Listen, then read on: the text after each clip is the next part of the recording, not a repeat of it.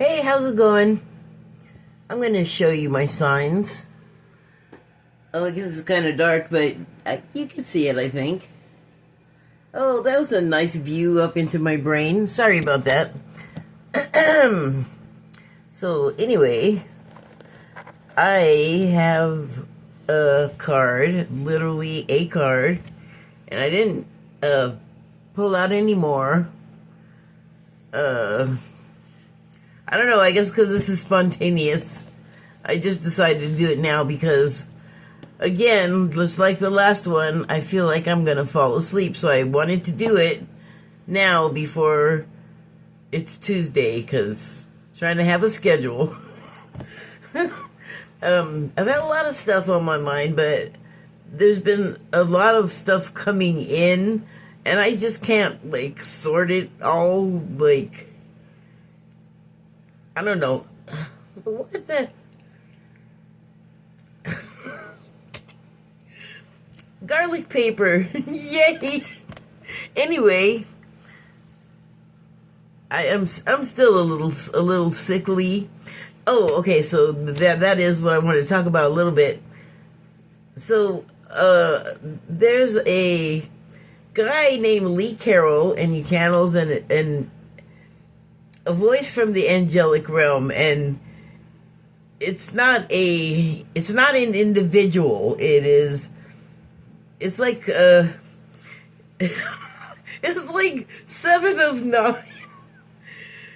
It's not, though. I mean, it is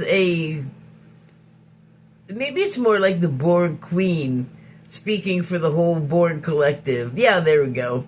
So it's not Borg, and it doesn't even have a gender because it's from the angelic realm, and it's a collection of energies from the angelic realm. They're not from here. They never have been. They're angels and whatever else lives there, I guess. And so I call it he or it because its voice is channeled through a guy named Lee Carroll. So their channel is Cryon Lee Official. Oh, wait. Cryon Lee Official, I believe, is the channel. It changes periodically. I have no idea why. So watch out for that. But basically, you're looking for KRYON, Cryon. Cryon Lee is what you want. Well, more than one person channels that particular voice, so this one just happens to be my favorite. Anyway, one time I was listening. Oh, okay, a little more information about that. So the reason why Cryon, I'm even mentioning it, is that the reason why it's important is because it has been out ahead of everything that's happened for the last 20 years by about 20 years starting out. So there's a story of how he started channeling the voice of Cryon, or yeah, that's good enough. And so, I mean, you can investigate that yourself. I'll just say that the guy had come to a point, a dramatic point in their life where they were questioning their life, or everything. And that was the moment for, I guess he was praying. And so that was the moment for Cryon. I don't know why they were looking around is this person going to be good to channel through, or does this person have the right temperament? I mean, I don't know if that's how it's done. I don't know. So, but anyway, that's kind of the story of how they get together. Not, that's just, a breakdown. And so, hold on a minute, I need to get rid of that. So, One time, oh, right, still not done talking about the Quran. So, like I said, if you're familiar with, like, the solar maximum that happened in the 90s that was very significant in the spiritual world, or like the Mayan calendar and the, what year was it? I guess it was 2016? Or, it was 2012. So 2012, yeah, like, there was this panic like the world was going to end, but, it didn't. And so it was just that we had not understood, like, what the calendar was saying. That's since been better deciphered. But he predicted those things happening. And they were all like peak points, or I don't know, highly energetic points along the timeline that eventually became this one. And by that I mean, I think what's happened is several potential sidelines, or it's not sidelines, timelines, but I'm thinking of them like being next to each other somehow, like bleeding into each other, because that, I think, is a part of the process. Also, something that's been explained over time by Cryon, like it just came up. Or I don't know if things just come up, because what I usually end up looking at is an encapsulated version of a lecture, and he travels all over the world, Lee does, so that Cryon can speak in person, but he goes to, like, sacred places and energetic places, and he's like Cryon refers to himself as the magnetic master, and he is like an awakening coach, I guess you could say. But okay, so now you have some background on what Cryon is. The thing that I wanted to talk about to begin with was that one time he was talking about how all of these cures and different kinds of remedies of treatment for ailments of all kinds would be solved at different points. And he wasn't ever specific. He was always really careful to say these are potentials, like nothing's written in stone. And especially when I first started hearing about him, like I didn't understand the impact that human consciousness has on reality. Like, our storms make storms in the world, like our personal storms. It's counterintuitive from like what you probably grew up learning about how things work, which after you are like into this metaphysical shit for a while, you realize, oh, the real world don't know nothing. They got it all wrong. Excuse me for a second. So somebody said, oh, then are we going to cure the common cold? And he said, no. And everybody, my reaction, because this was one of those ones where he was speaking in front of an audience. So he says, no, and I and everybody in the audience went, what? We're like, no, not the cold, you gotta get rid of it. And so he laughed. But he was like, no, it's because it's not like a disease, it's a bodily function. And when it happens, it's like you've leveled up, like spiritually, your conscious understanding or your consciousness has just like gotten a little better, and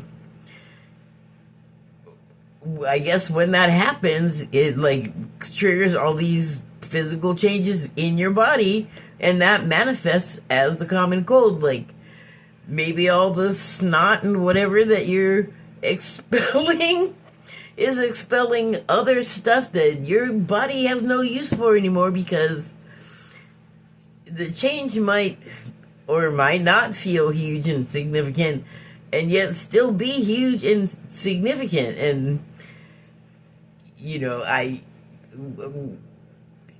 okay, so whatever the mechanism is when that happens inside of you, there's a runoff, I guess. And anyway, he said, there's not going to be any curing the common cold, because you're always going to be ascending and learning. And so I'm thinking of it right now as like, when another exam rolls around, expect to get a cold. So I got this cold that I have right now. And a couple of days ago, I was talking to my friend, and I didn't even think I had a cold, really. But I was just noticing how congested I was sounding, not realizing that I was already sick at that point. But I also have had symptoms happen over the past, month. So it's been trying to get me. Things would happen, and then I'd be like, okay, here comes a cold, and then it wouldn't happen. And then, a next thing would happen, and I'm realizing in retrospect that it was, for instance, the first symptom, which was not always the case in my life. This started happening, I think, a decade ago, and I think it has to do with what I'm talking about. But when you start to get a cold and your nose runs, a couple of things happen with me. One of my eyes will start tearing or swelling or both, and that's what this one is doing. But it's like my whole face is doing it now. But that's one way I know.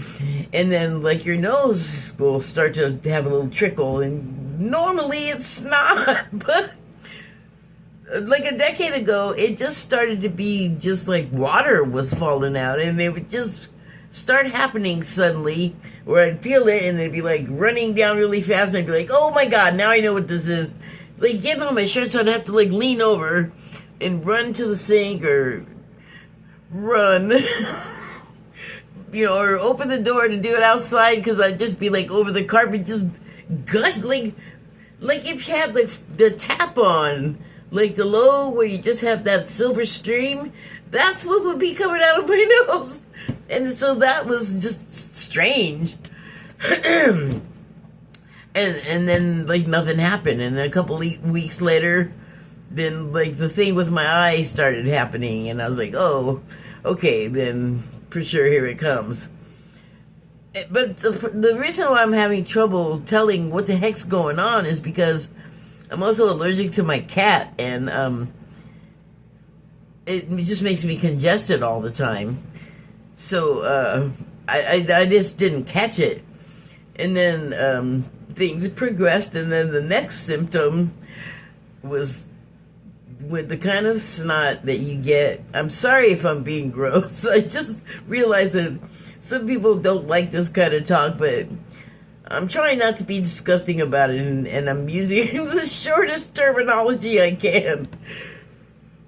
It was the consistency enough, it was viscous enough that I wasn't trying to blow bubbles, but it happened once, and I was all, like that, and then enough, it had two, and I was like, what the heck is going on? But then I had to recognize, okay, you're sick, but here's the other thing is no fever, right? And I didn't think much about my appetite being less, because I started doing oregano oil and black seed oil, and I did notice that made me forget about wanting to eat every 5 seconds, but when I get sick, I eat less, but I don't really feel I guess I don't feel like it, but whatever. And so I just was like, okay, I got it. And so then the last couple of days, this weekend, I was just getting these heavy duty downloads where it was just sort of just sort of like being stunned for a while, like really actually wasn't motivated to be trying to do anything. I did a lot of just sitting silently, with like nothing on. So like, I don't know. It was sort of like going through a medical procedure, like getting your blood drained or something. Like it just felt like input and output like through my feet, or maybe you don't know, but like I kept thinking of old TVs that would have like the static channel,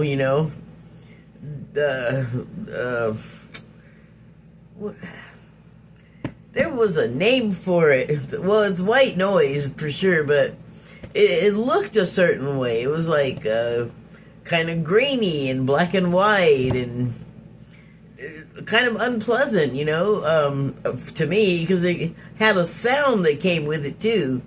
That was, you may know, sounded like that kind of. So I felt like that was like blasting into my head like every couple of hours for the past couple of days, and I don't know, like if it made me like feel sick, I think that's what made me sick though. Like the not transaction, not translation, transformation that would be happening, with the input and the outgoing at the same time, creating the physical having a cold thing. Okay, I talked about that enough. Oh, look out, 16 minutes. Yay! So, yes, and then there are other things going on right now. I guess you're not allowed to call the one we're starting a war, so whatever the thing is we're doing over there, not a fan. I do not approve.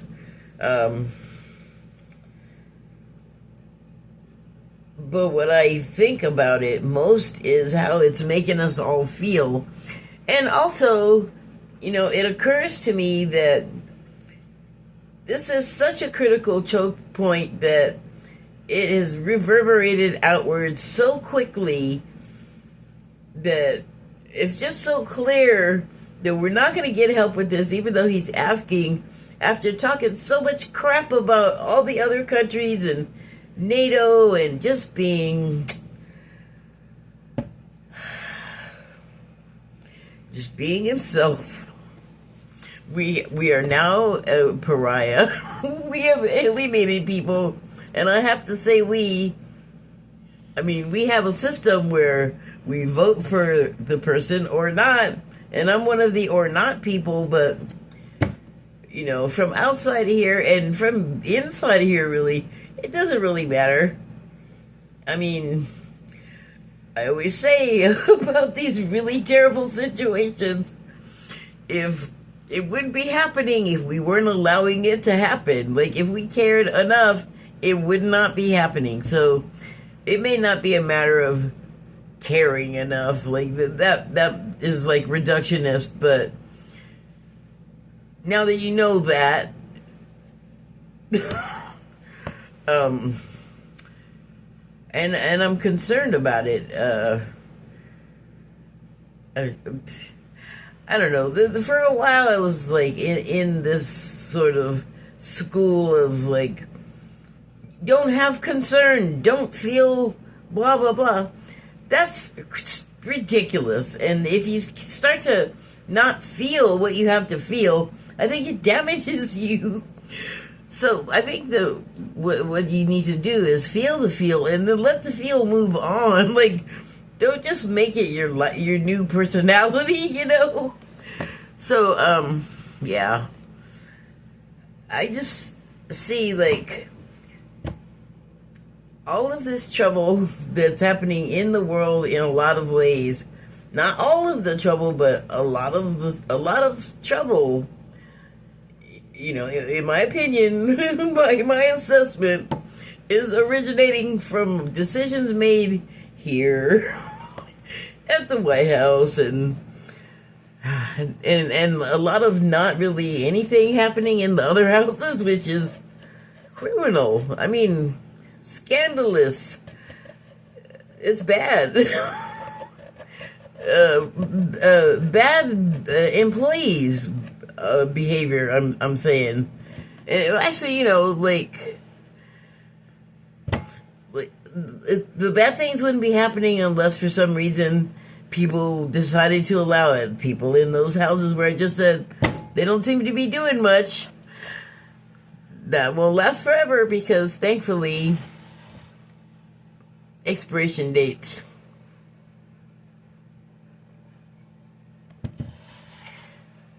But, those things and other things I have said recently, maybe it was just to myself, I might have said it on here, but that all of our unaddressed issues from the past are converging, and it's like so many past, tragedies, really, wars and things where people are that we would consider the losers and have for years, although those people would disagree. And I'm thinking particularly of our Civil War here in the American South, where it's still the other person's fault. Maybe I'm biased, but I don't think that's right. I think there was some stubbornness, and I think it wasn't limited to one side, but I do feel like right fell on one side more than the other. But like I said, I might be biased, and there are other things from the past that seem to be having a recurrence or a resurgence or something, or people are associating with them. The World War II stuff, you know what I mean. So, yeah, I mean, a lot of stuff is getting drummed up out of all of us from feelings about that are getting raised up, current stuff that's happening that it's making life hard, and that makes it hard to deal with all of the stuff like racism, the gamut from L to Q plus IA, elemental P. I don't know what it's called right now, but you know what I mean. And so, God, I mean, even down to well, see, okay, I was just going to say that it was even down to carnivores versus vegans or vegetarians or whatever, but now I think all sides have to come together, and the food is no longer water soluble, no matter which version of it you eat.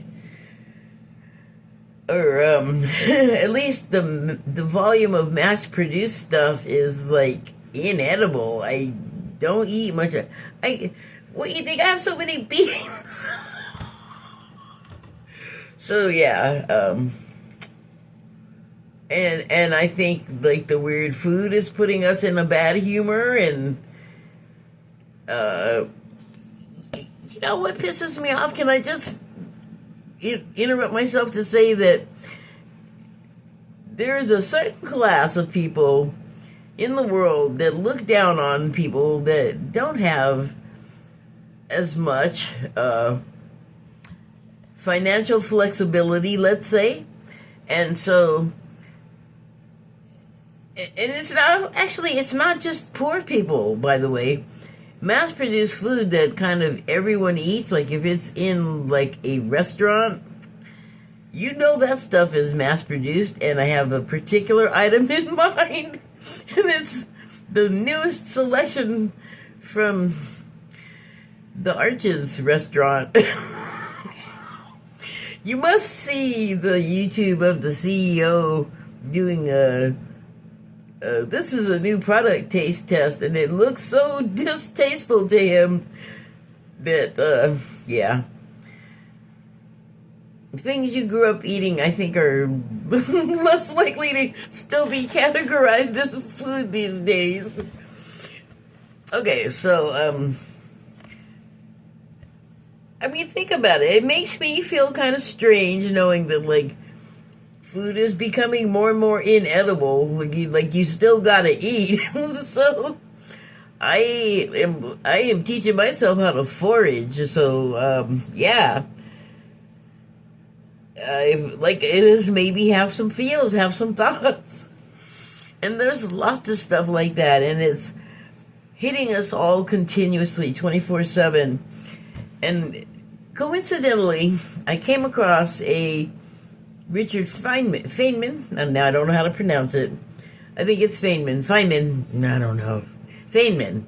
I think it's Feynman.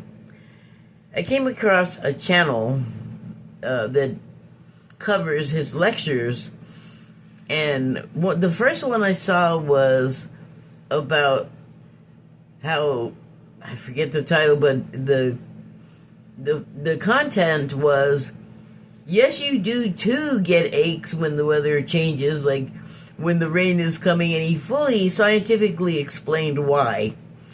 So I was like, I know, everyone says it. Why do the doctors tell you it's not the case? I think he went into that, but I think I paid less attention to that because I wanted to know more.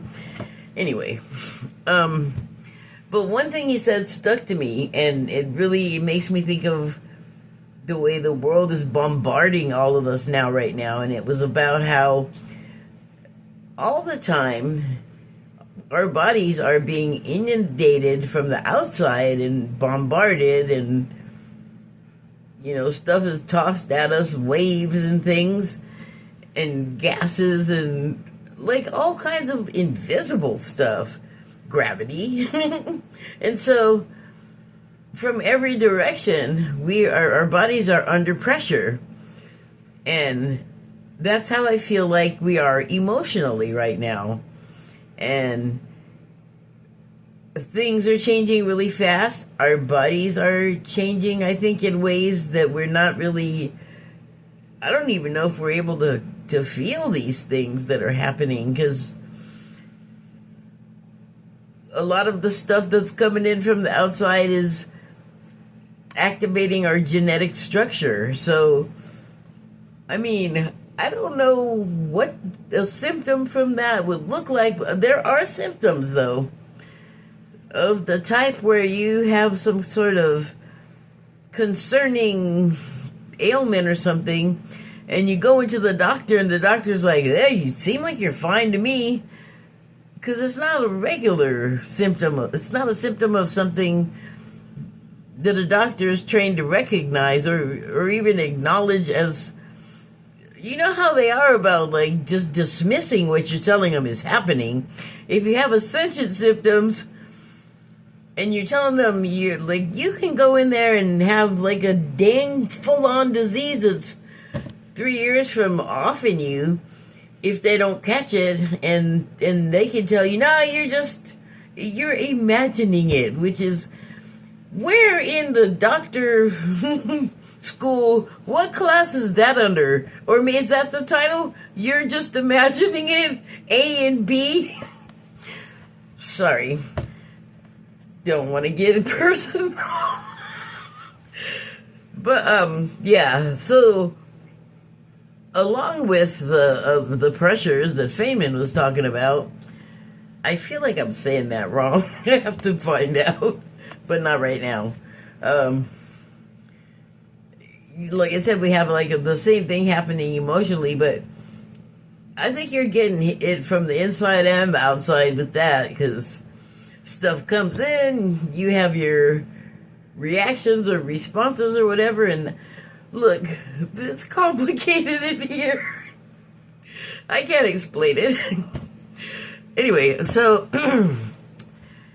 I have a card from the Declarations of Mary Magdalene deck, and it is the number 11 card. Interesting. That is kind of like the number of ascension in a certain way, like when the twin flame meets and becomes the one unit.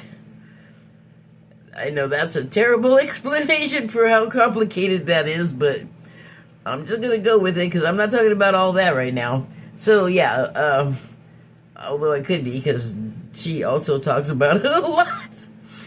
Anyway, it says, "Thou that wishes to harm others in any way, seen or unseen, leaves thy kingdom." I feel like that's your heart, where you have care and compassion and love and things. So, thou that wishes to harm others in any way, seen or unseen, leaves thy kingdom until thou see thy reflection of thine own self within others to heal thy wounds. So, that last bit about seeing the reflection of your own self in others to heal your wounds, I often think of someone like the president, actually, because I don't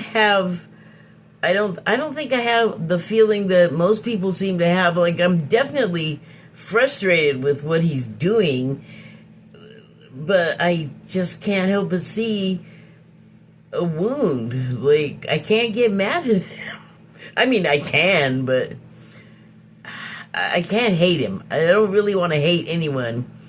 I think that, like, he has that in his heart, but I think the reason why is because he just never got loved all the way he needed to. But you know what? That's true of just about everybody else. He's, I guess you could say, an extreme case.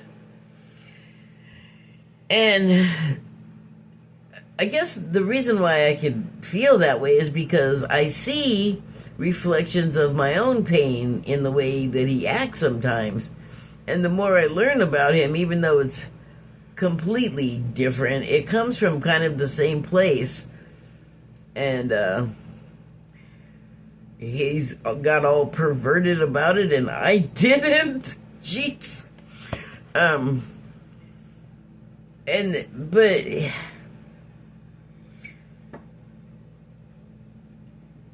I think that he just has, for some reason, decided that everything has to be absolute, and that ends up trapping him, and that's got to be frustrating. And I think we've all seen what happens when he's frustrated. He lashes out.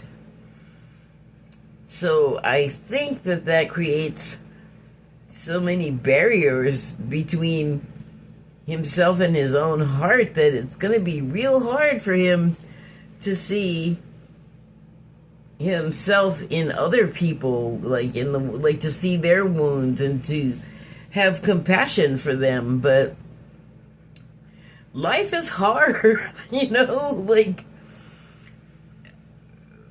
I feel like there's like a real feeling of doom right now because we're just all kind of tired of being pummeled by wars and things, and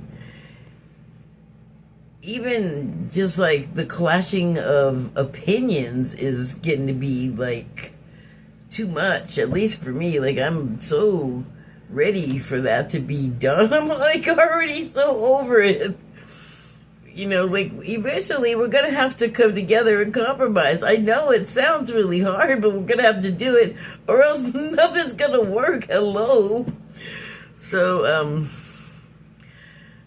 I don't know. I mean, maybe that's the message. Like, when you're looking at somebody that you want to say terrible things about, I mean, we have to have all heard it, spiritual world or not, that, you know, we often are upset by what others do that is similar to what we do and feel. I mean, it's everywhere. There's got to be some truth to it. Like, every discipline in school you can think of, I think, you know, concedes to that. So, anyway, I don't know. What? I was going to say, be nice to each other. And then I remembered that Ellen DeGeneres used to say, be kind to each other. Well, I'm actually pretty nice to my staff of me, so Be nice to each other. I don't know. It's just a suggestion. Thank you and good night.